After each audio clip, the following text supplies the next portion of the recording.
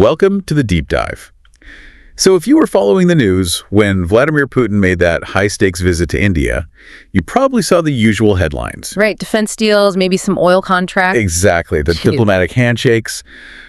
But our sources are all pointing to something much bigger, something that I think was largely missed. A blunt geopolitical message. A declaration, really. This wasn't just routine diplomacy. It was a strategic masterclass playing out right there in New Delhi. It absolutely was. The global media, they focused on the optics, the immediate stuff. Because if you decode the intent behind it, the visit sent two core, undeniable messages. What? The first one, coming from New Delhi, was this decisive, really unambiguous assertion that India's strategic autonomy is just, it's non-negotiable. Non-negotiable, regardless of who's applying the pressure. Exactly. And the second message, that came straight from Moscow. Right. It was a message to the world, but I think specifically to certain Western capitals, that Russia is absolutely not isolated on the global stage. It still has these deep foundational partnerships. And what's so fascinating here is how the sources we've looked at treat this visit. It's almost like a geopolitical X-ray. That's a great way to put it. It reveals the actual fault lines of this new global order that's emerging. And that's exactly what we're going to do today. Our mission is to take these sources, dive into those strategic layers, peel everything back, and figure out what this recalibration of the global order actually means for you. And for the long-term stability of, everything. Okay, so let's unpack this. We have to start with the context, right? To really get the signal this visit sent, we need to appreciate the environment it happened in. Why was the timing so critical now? The timing was everything. I mean, the global system was just under this confluence of pressures, a geopolitical pressure cooker, if you will. A pressure cooker. I like that. And that's what turned what would have been a standard annual summit into this hugely strategic event. We can really pinpoint 5 major conditions all happening at once. 5. Okay. First, and most obviously, you had the ongoing turbulence from the Ukraine conflict. That's the immediate backdrop for all of this. Right, but what else was weighing on the decision makers in New Delhi? Because it wasn't just that. No, not at all. You had intensifying Western pressure on India to distance itself from Moscow, especially in the defense sector. Sure. At the same time, you had these rising and maybe unrealistic expectations from Washington for India to align much more closely with Western strategies. We're signaling on China. Exactly. Which brings us to pressure number 3. Aggressive Chinese expansion in the Indo-Pacific, which forces India to keep its strong defensive partnerships very, very close. So India's getting squeezed from its historical partner, Russia, its new strategic partner, the U.S., and its main regional adversary, China. That's a tough spot. It's an incredibly complex dynamic. So what was the internal pressure on Russia then? For Russia, it was primarily economic. Amid all these sweeping Western sanctions, Moscow urgently needed to prove 2 things. 1, that it had stable, long-term economic viability through reliable export markets. And 2, it needed a visible diplomatic win to fight that narrative of total isolation. And India could provide all of that in one go. India was the one nation that could do it all at once. So that convergence of crises is exactly what made this meeting such a major statement. And fundamentally for India, it was a definitive assertion of that phrase we hear so much, strategic autonomy. Exactly. But it wasn't just a phrase this time, it was a demonstration. For India, strategic autonomy isn't about that old Cold War non-alignment. No. It means maximizing relationships with all the global powers, the US, the EU, Russia, based solely on New Delhi's national interest. This visit was India reasserting that core belief. We choose our partners based on what's good for us. That's it. Our national interest is non-negotiable. And for Russia, it was a moment to just clearly show the world it still has these foundational trusted partners. And India is, the most vital of them all. A tangible counter-narrative, that's what it was. Okay, so here's where the diplomatic friction really comes into play. Let's talk about the elephant in the room. The unmistakable message that was sent directly to Washington. Yes. Our sources frame this as an intentional diplomatic signal, delivered politely, but firmly. Oh, it absolutely was. For months, U.S. policymakers and diplomats have been applying steady pressure on New Delhi. And the demands, they weren't whispered. They were clear, even if they were wrapped in diplomatic language. So what were they? First, reduce your reliance on Russia for military equipment. Second, start buying these massive amounts of discounted Russian oil, which, helps fund Moscow's war effort. And third, take a stronger, less neutral stance on Ukraine. And the big one, the crucial one, was the subtle demand to integrate more completely into the Western security architecture. Things like the Quad. Right, the Quad.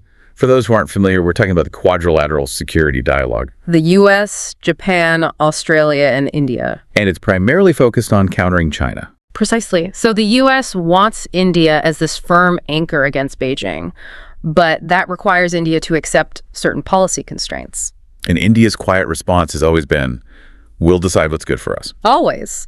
But by hosting Putin at this exact moment, India just amplified that quiet response into a loud, clear declaration. But I have to ask, a lot of Western analysts will say that, given India's buying more and more defense gear from the U.S. and Europe, this foundational relationship with Russia has to fade eventually. Right. How do the sources square that circle, that economic reality with this historical loyalty? And that raises a critical point about the nature of the partnership. India basically demonstrated several diplomatic red lines. Okay. They showed Washington that they will not abandon Russia, not for financial incentives, not for diplomatic pressure.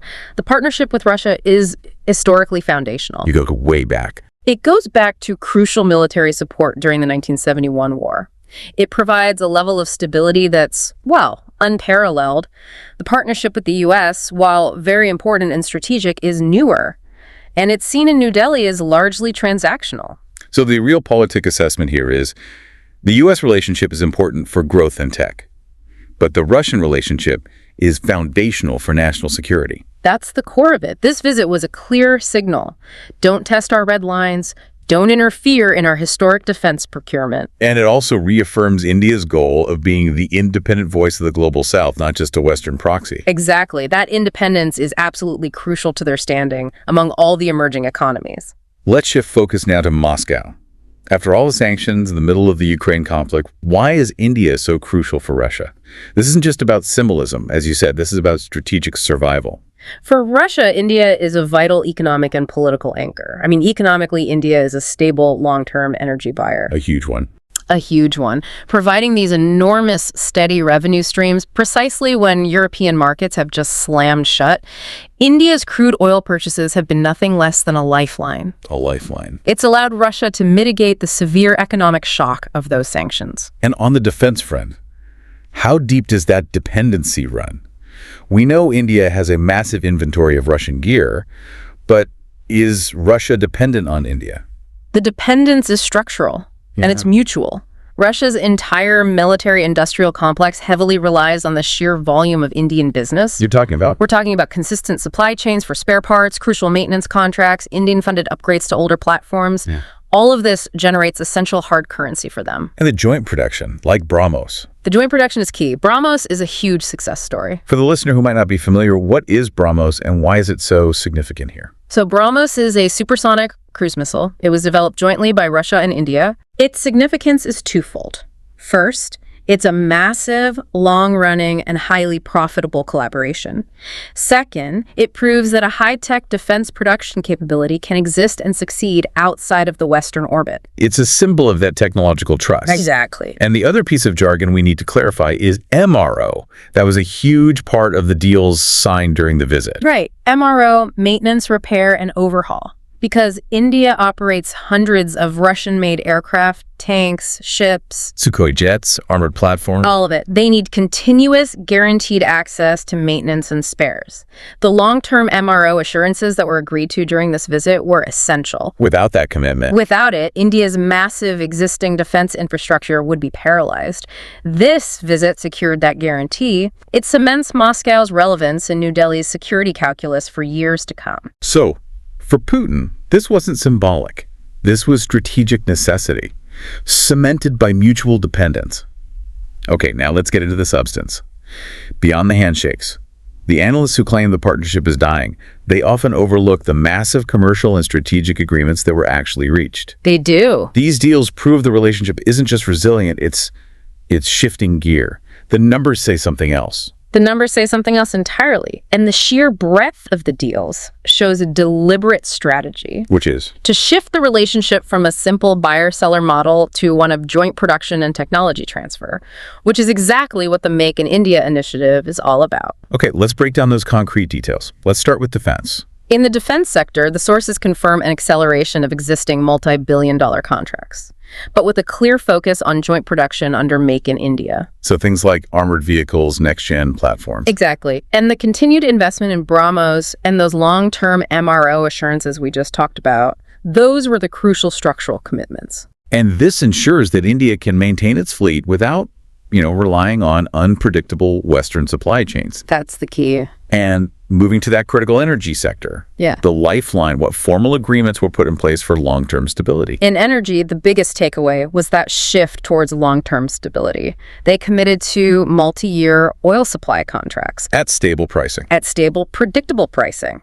This is vital for India as a massive energy importer. It de-risks their resource security. And it also included talks on refining partnerships and LNG. Yes, discussions on Indian investment in Russian refining and deepened cooperation in sourcing LNG and coal. And it's important to pause here and just connect this back to you, the listener. When a country like India secures multi-year stable pricing for huge amounts of crude oil, that actually dampens volatility in emerging markets. It does. It contributes to a relative stability in global energy prices. It's a strategic shield against price shocks. Absolutely. The stability of one of the world's biggest importers has ripple effects everywhere. And beyond that, they also agreed to expand nuclear collaboration. For power generation. Right. And they established new partnerships in really sensitive areas like space tech transfers and cybersecurity. This isn't a 20th century relationship anymore. It's modernizing. So if the relationship isn't dying, but it's shifting gear into this deep, multifaceted partnership, what does this all mean for the global order? Let's zoom out. What are the major geopolitical implications? Okay, if we connect the dots, we see immediate implications for 5 key global players. 5. First, for India-U.S. relations, Washington is now, I think it's fair to say, demonstrably uncomfortable. Uncomfortable because India is having its cake and eating it too. Pretty much. They've successfully maintained a strong security partnership with Russia while at the same time pursuing a new one with the U.S. The message is firm. We are partners, not followers. Okay. And for India-Russia relations itself? This visit just cements the idea that the partnership is structural. It's built on decades of trust, not just transactions. It's designed to survive these geopolitical storms. And third? Third, think about China's reaction. Beijing watches this nervously. Why nervously? Because a strong India-Russia link complicates China's regional ambitions. It limits Beijing's ability to get a monopoly over Moscow. Russia needs India as a major partner to avoid becoming totally dependent on China. That makes sense. Fourth, how does this play in Europe? I think Europe now has a much clearer understanding that India is on a completely independent path. New Delhi is not going to join the Western Bloc blindly. It reinforces that idea of multipolarity. Exactly. That regional giants will set their own foreign policy agenda, regardless of what the G7 says. And finally, the global south. For the global south, India positions itself as this powerful, neutral, stabilizing force. A nation that speaks for emerging economies who are frankly tired of being pressured to choose a side. And that leads us directly to India's core long-term strategy. This isn't just short-term diplomacy. They are executing a project to remain, as you said, non-aligned but deeply aligned with their own interests. This is strategic autonomy in action. And it raises a really important question about what it means to be a great power today. How so? New Delhi is successfully maximizing its leverage with both the U.S. and Russia. They see value in engaging with both while staying strategically independent of both. They're showing the world how great powers behave. Exactly. They don't take orders, they set the agenda. And this meeting, backed by these massive stabilizing deals, truly set the agenda for the next decade of Indian foreign policy. So this deep dive really shows that Putin's visit was so much more than a diplomatic exchange. It really was a declaration. It was. A declaration that the global order isn't strictly bipolar anymore, dominated by 2 spheres of influence. A declaration that India cannot and will not be pushed into decisions that are against its own national interests. A declaration that Russia still matters strategically, especially in the global south. And maybe most importantly, a clear declaration that the global South is rising and is demanding to be heard on its own terms. And that's the final thought we want to leave you with to explore. The sources overwhelmingly suggest that India is carving out its own completely independent path. And in doing so, it's demonstrating that the economic and diplomatic dominance of the traditional Western powers, well, it's fading. So consider the implications of this. What if the global South, led by nations like India, proves through concrete deals like BrahMos that it can build, maintain, and sustain its own high-tech security architecture without needing permission or parts from Washington or Brussels? Where does that leave the traditional Western technological supremacy? Something to mull over as you watch the next major geopolitical handshake. Thank you for joining us on this Strategic Vanguard podcast. If you found value in this analysis, don't forget to like, share, and subscribe to our channel. We bring you fresh podcasts every Monday here on YouTube and Rumble, and you can also catch the audio versions on Spotify and Amazon Music. Just search for Strategic Vanguard Podcast. For more insights, articles, and discussions, subscribe to our blog at strategicvanguard.com. Your support helps us grow and bring you more in-depth analysis on defense, geopolitics, and strategy. Until next time, stay informed, stay strategic.